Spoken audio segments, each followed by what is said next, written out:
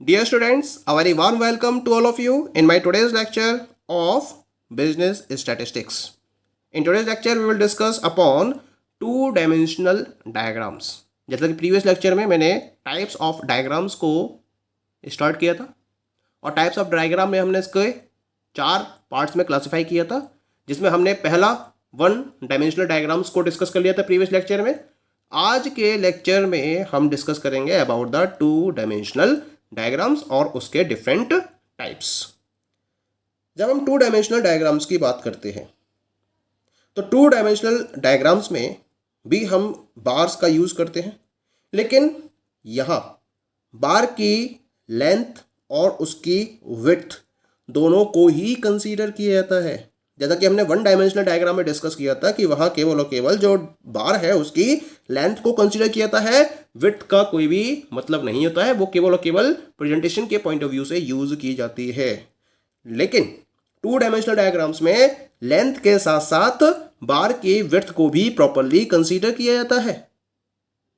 इसका मतलब जो बार है उसका जो कंप्लीट एरिया है वो गिवन डेटा को प्रॉपरली रिप्रेजेंट करता है, या हम कह सकते हैं कि जो गिवन डेटा है उसको रिप्रेजेंट करने के लिए हम बार के एरिया के बेसिस पर उसको रिप्रेजेंट करते हैं, और इसी वजह से हम इन्हें सरफेस डायग्राम या फिर एरिया डायग्राम का भी नाम देते हैं। इसमें हम कुछ इंपॉर्टेंट टाइप्स के डायग्राम्स को डिस्कस करेंगे, जिसको मैंने 3 कैटेगरीज में डिवाइड कर रखा है। पहला है रेक्टेंगल, दूसरा है स्क्वायर और तीसरा है सर्किल। और इसी में हम डिस्कस करेंगे about the pi diagrams. Note कर देता हूं उसको ना, यहाँ मैंने नोट नहीं कर रखा है।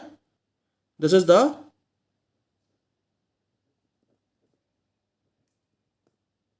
पाई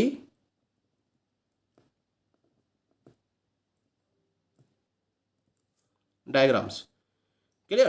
चलिए हम बात करते हैं पहले अबाउट द रेक्टेंगल्स। रेक्टेंगल्स, इसका फॉर्मूला आप जानते हैं। द एरिया ऑफ रेक्टेंगल क्या होता है? That is equal to length into breadth, यानी लंबाई गुणा चौड़ाई।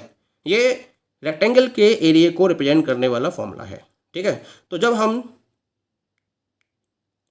रेक्टेंगल्स के फॉर्म में डायग्राम को कंस्ट्रक्ट करते हैं तो लेंथ और विड्थ दोनों को ही कंसीडर किया जाता है। जब हमें 2 सेट्स ऑफ फिगर्स को रेक्टेंगल के बेसिस पर रिप्रेजेंट करना होता है तो उसके लिए हम 2 मेथड्स को यूज कर सकते हैं।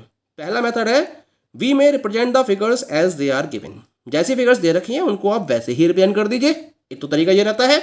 और दूसरा तरीका है we may convert them to percentage and then सब divide the length into various components. हम क्या करें, उनको पहले परसेंटेज में कन्वर्ट कर दें और फिर क्या करें, उनकी जो लेंथ दे रखी है बार्स की, उनको हम वेरियस कंपोनेंट्स के फॉर्म में सब डिवाइड कर दें, और इस तरह से हम रेक्टेंगुलर डायग्राम को प्रॉपरली रिप्रेजेंट कर सकते हैं।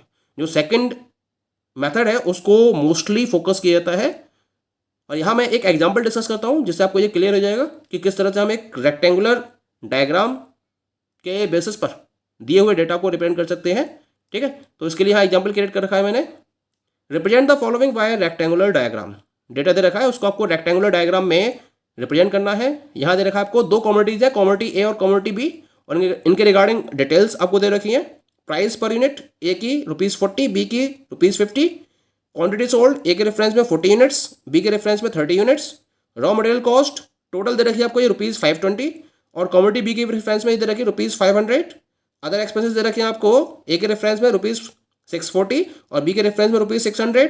ऐसे प्रॉफिट्स दे रखे हैं, ए के रेफरेंस में 440 और बी के रेफरेंस में दे रखे हैं आपको ₹400। ठीक है, अब आपको इसे रेक्टेंगुलर डायग्राम के फॉर्म में रिप्रेजेंट करना है। अच्छा, यहाँ पर हमने जो इन्फॉर्मेशन है वो पर यूनिट के बेसिस पर ली है। ऐसे ही जब हम रॉ मटेरियल कॉस्ट की बात करेंगे तो रॉ मटेरियल कॉस्ट ए के रेफरेंस में 40 यूनिट्स आप सेल कर रहे हो और 520 इसकी कॉस्ट है, तो पर यूनिट कॉस्ट कितनी आएगी इसकी? 520/40, यानी कि ये हो जाएगी 13। ऐसी अदर एक्सपेंसेस ए के रेफरेंस में 640/40, ये हो जाएंगे आपके 640 डिवाइड बाय 40, तो ये हो जाएगा आपका 16। ऐसे प्रॉफिट हो जाएंगे 440/4 यानी कि 11। ऐसे बी के रेफरेंस में बात करेंगे हमें ना, तो 30 यूनिट्स दे रखी हैं इसकी है ना, तो 500/3 यानी कि 13.33 हो जाएगा ये। अदर एक्सपेंस हो जाएंगे इसके 600/30 यानी कि 20 हो जाएंगे ये, और प्रॉफिट हो जाएंगे 400/30 यानी कि ये भी जाएंगे 13.33। 500/30 की बात करें रॉ मटेरियल कॉस्ट की, तो 5 50/3, 3 एकम 3, 16.67, वो मिस्टेक हुई थी, 16.67 रहेगी। तो इस तरह से हम क्या करेंगे, पर यूनिट के बेसिस पर इसको डिटरमाइन कर लेंगे। अब ड्रॉ कैसे करेंगे ये समझ लीजिए। तो यहाँ मैंने इसको ड्रॉ कर रखा है, ठीक है। तो यहाँ मैंने एक्स एक्सेस पर तो यूनिट्स को रिप्रेजेंट किया है और वाई एक्सेस पर मैंने यहाँ रिप्रेजेंट करा है कॉस्ट और प्रॉफिट को, ठीक है। 10, 20, 30, 40, 50 अप टू 70 तक इसको कंसीडर किया है। यहाँ 40 यूनिट्स का एक इसके लिए हुआ है, 30 यूनिट्स का एक डायग्राम मैंने शो करा है। कमोडिटी ए के रेफरेंस में 40 यूनिट्स और बी के रेफरेंस में 30 यूनिट्स, ठीक है। अब यहाँ मैंने कंप्लीट बार को रिप्रेजेंट करा है। कंप्लीट बार को हम कैसे डिफाइन करेंगे? कंप्लीट बार किसको शो करेगा? कंप्लीट वैल्यू को, यानी कि कंप्लीट रेवेन्यू को डिफाइन करेगा, ठीक है। और कंप्लीट रेवेन्यू कितना दे रखा है इसका? 40 तो इसकी यूनिट्स हैं और प्रॉफिट दे रखा, और इसका जो पर्टिकुलर रेवेन्यू दे रखा है वो रुपीज़, जो प्राइस दे रखे हैं इसके वो ₹40 पर यूनिट दे रखे हैं प्राइस। तो टोटल रेवेन्यू कितना जनरेट होगा इसका? 40 × 40।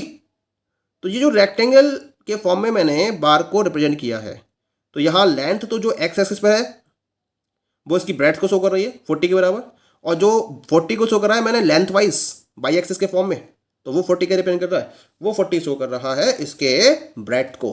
तो इससे लेंथ इंटू ब्रेड्थ कितना आएगा? 40 × 40, दिस विल बी 40 × 40 यानी कि 1600, ठीक है।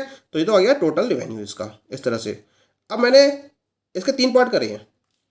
जो ब्लैंक है ये शो कर रहा है रॉ मटेरियल को, जो वर्टिकल लाइंस के फॉर्म में सेटेड एरिया रिप्रेजेंट किया है मैंने वो शो कर रहा है अदर एक्सपेंसेस को, और जो मैंने क्रॉस वे में सेटेड एरिया को रिप्रेजेंट किया है वो शो कर रहा है प्रॉफिट्स को।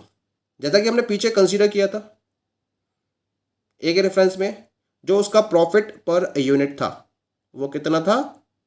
11 per unit, that was the. एक बार चेक कर लेते हैं इसको, है ना, इससे आपको और इजी हो जाएगा समझना। ये देखिए, ये नीचे क्वेश्चन दे रखा है आपको, this is the example given to you, दे रखा है एग्जांपल। तो यहाँ पे देखो जो इसका प्रॉफिट है, ये प्रॉफिट है इसका, ये देखिए यहाँ पर 440/40 यानी कि 11 हो गया। अदर एक्सपेंसेस कितने हैं इसके ना? 4 एकम 4, 64 को डिवाइड कर दो 4 से, यानी कि 640 को डिवाइड कर दो 40 से, 4 एकम 4 और 2 6, 4 6 24, 16 हो गया। ऐसे 520 को डिवाइड कर दो 40 से, तो ये 13 हो गया। तो ये 11, ये 16 और ये 13, और इसी के बेसिस पर मैंने इसको डिफाइन किया है।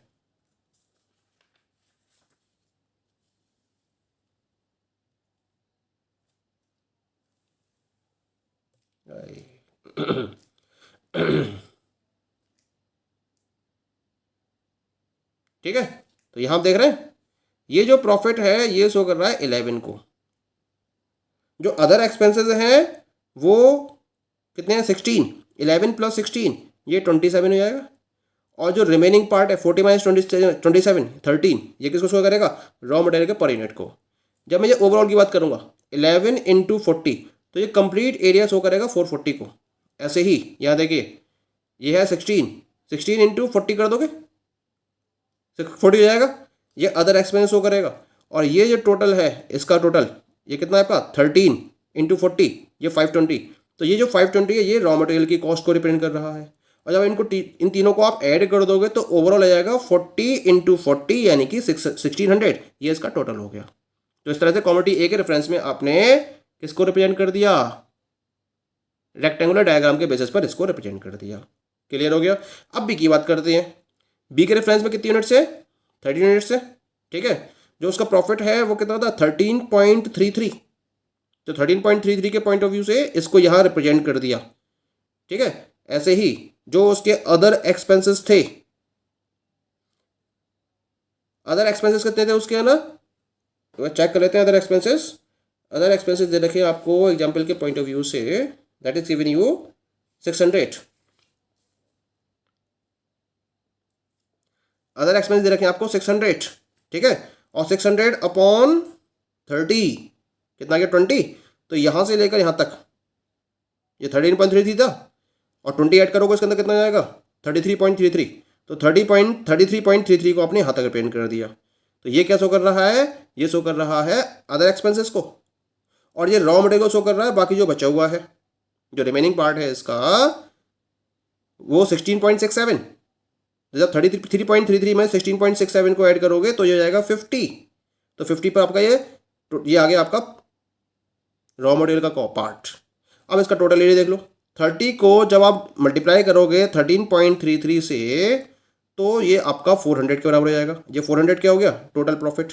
ऐसे ही जब आप 30 को मल्टीप्लाई करोगे 20 से तो 600, ये टोटल एरिया आ गया। ये टोटल एरिया शो करेगा अदर एक्सपेंसेस को। और जब आप यहाँ 16.67 को 30 से मल्टीप्लाई करोगे तो ये आएगा 500, और ये 500 क्या शो करेगा रॉ मटेरियल की कॉस्ट को शो करेगा। और जब हम 30 को मल्टीप्लाई कर देंगे 50 से तो ये जाएगा 1500, और ये इन तीनों के सम के बराबर है। तो इस तरह से कमोडिटी बी के रेफरेंस में जो डेटा हमें दे रखा है, हमने क्या करा है, हमने उसके बेसिस पर रेक्टेंगुलर डायग्राम के फॉर्म में इसको रिप्रेजेंट कर दिया है। पॉइंट क्लियर हो गया। तो इस तरह से जो भी हमारे पास डेटा अवेलेबल होता है उसको हम क्या करते हैं, उसको हम रेक्टेंगुलर डायग्राम के बेसिस पर इस तरीके से रिप्रेजेंट कर सकते हैं। यहाँ तक तो पॉइंट क्लियर हो गया हमारा, ठीक है। हम दूसरे केस की बात करते हैं। Second one is known as the squares. ये सेकेंड फॉर्म है इसकी ना, स्क्वायर्स। स्क्वायर्स क्या होते हैं? The rectangular method of diagrammatic presentation is difficult to use where the values of items vary widely. In such a case, square diagram is used. The method of drawing a square diagram is very simple. One has to take the square root of the values of various items that are to be shown in the diagram and then select a suitable scale to draw the squares. यानी कि जब हम squares की बात करते हैं तो square को हम यूज कब करते हैं? जब हमारा रेक्टेंगुलर मेथड के बेसिस पर डायग्रामेटिक रिप्रेजेंटेशन को यूज करना डिफिकल्ट हो जाता है। ये कब होता है? जब जो वैल्यूज ऑफ आइटम्स हैं वो बहुत ज़्यादा डिफ्रेंसिएशन को रिप्रेजेंट करने लगे, या जिनको हम बहुत वाइडली यूज करना शुरू कर दें, तो उन पर्टिकुलर केसेस में हम rectangular method of diagrammatic presentation का यूज नहीं कर सकते। तो उस केस में हम स्क्वायर डायग्राम का यूज करते हैं। इस मेथड को ड्रॉ करना बहुत ज़्यादा आसान है क्या इसके अंदर? सबसे पहले तो आपको जो वैल्यूज दे रखी हैं उनका आपको केवल और केवल स्क्वायर रूट लेना है। जो भी वेरियस आइटम्स आपको दे रखे हैं वैल्यूज के रेफरेंस में, उनका आपको स्क्वायर रूट लेना है, क्योंकि जो स्क्वायर है उसका फॉर्मूला क्या होता है? एरिया जो स्क्वायर का एरिया है उसका फॉर्मूला होता है साइड का स्क्वायर। तो उसकी साइड को अगर आपको रिप्रेजेंट करना है तो उसके लिए आपको एरिया का स्क्वायर रूट लेना पड़ेगा, ठीक है। और फिर आप क्या करते हो, एक सुटेबल स्केल को सिलेक्ट करते हो और उनके बेसिस पर स्क्वायर्स को आप ड्रॉ करते चले जाते हो, और इस तरीके से आप स्क्वायर डायग्राम्स को रिप्रेजेंट कर सकते हो। क्लियर? अब इसको कैसे रिप्रेजेंट किया जाता है, इसके रेफरेंस में एग्जाम्पल को हम नेक्स्ट लेक्चर में डिस्कस करेंगे, और इसके साथ साथ जो 2 डायमेंशनल डायग्राम्स में रिमेनिंग इसके टाइप्स है उनको भी हम नेक्स्ट लेक्चर में डिस्कस करेंगे। Okay, thank you.